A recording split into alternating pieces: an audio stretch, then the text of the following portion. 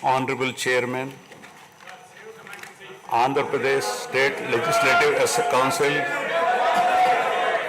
Honorable Speaker, Andhra Pradesh State Legislative Assembly, Honorable Members of the State Legislature, I am immensely pleased to welcome and congratulate the newly elected Honorable Members of the State Legislative Assembly and members of the Legislative Council to this joint session of the State Legislature being convened for the first time after the general elections 2024. I would like to take this opportunity to commend the Andhra people's active participation in the electoral process. Their inspiration for change has been unambiguous. Now the responsibility of fulfilling their aspirations lies with all of you. Honorable members, you are aware that due to the supreme sacrifice of Amarajeevi Potti Sriramulu, Andhra Pradesh was formed as the first linguistic state on 1st October 1953 with Kurnool as capital. Thereafter, the state was recognized on 1st November 1956 and Telugu-speaking parts of Hyderabad state were made into the combined Andhra Pradesh with Hyderabad as capital.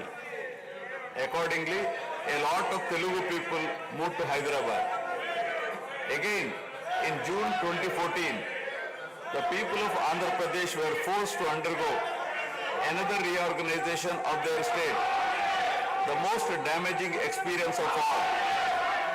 The united Andhra Pradesh was bifurcated unscientifically, undemocratically, and without adequate consultation with the stakeholders. This has left an indelible mark on the minds of the people of the residual state of Andhra Pradesh. The turbulence caused due to multiple state reorganizations and the resultant disruptions have deprived Andhra people of a sustained long-period development and progress. Today we stand at a juncture where the people have to again take up the task of rebuilding their state.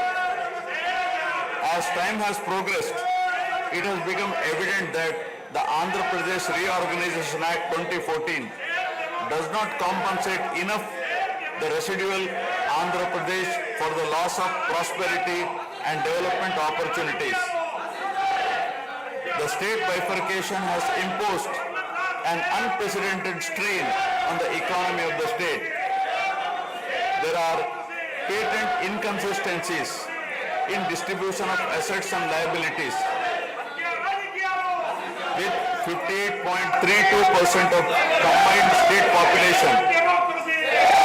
The unscientific bifurcation caused the state to inherit only 46% of the resources, financial loss on account of loss of Hyderabad city, disproportionate debt burden, loss of access to public institutions, loss of national institutions, Government of India PSUs and institutions of higher learning, etc.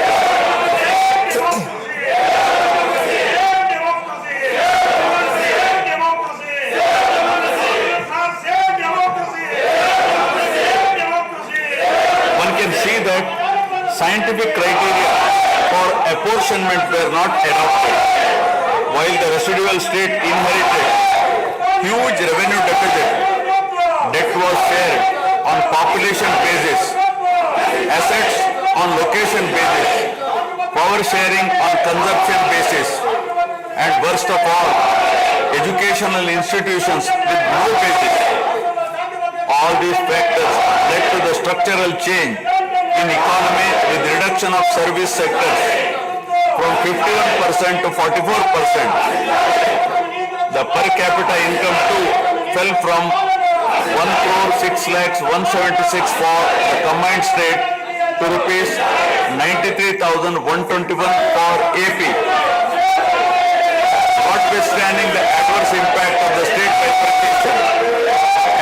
undaunted by challenges such as budgetary constraints, infrastructural deficiencies, and unresolved issues, the government converted every crisis into an opportunity during the period 2014 to 19.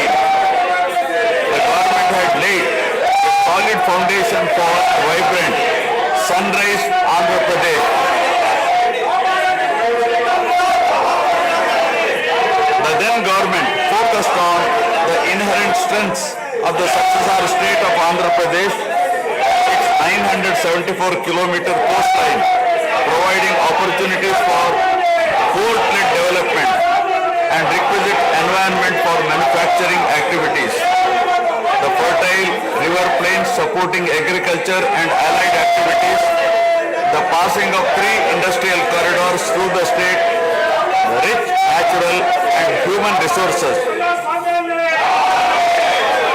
A reflection on the state's performance during the 5-year period of 2014 to 19 gives a clear picture of the balancing act between development and welfare. Completion of prestigious Pattasima project by linking of rivers Godavari and Krishna in a record time of 1 year. Completion of 72% of Polavaram project so that it could be made fully operational by 2021.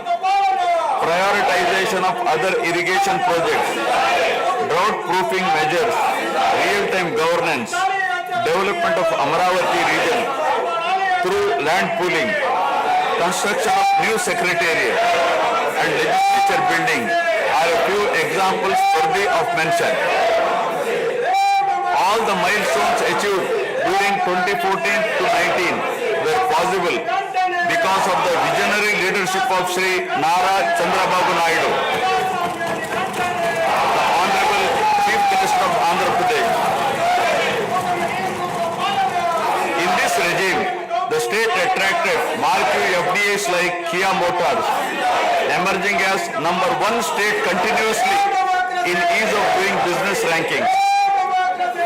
Under his able leadership, the state attracted several investments in various sectors.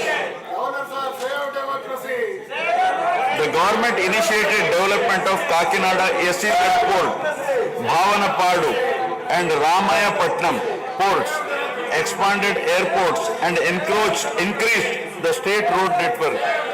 The development of infrastructure was balanced with welfare measures such as increase in old age pension,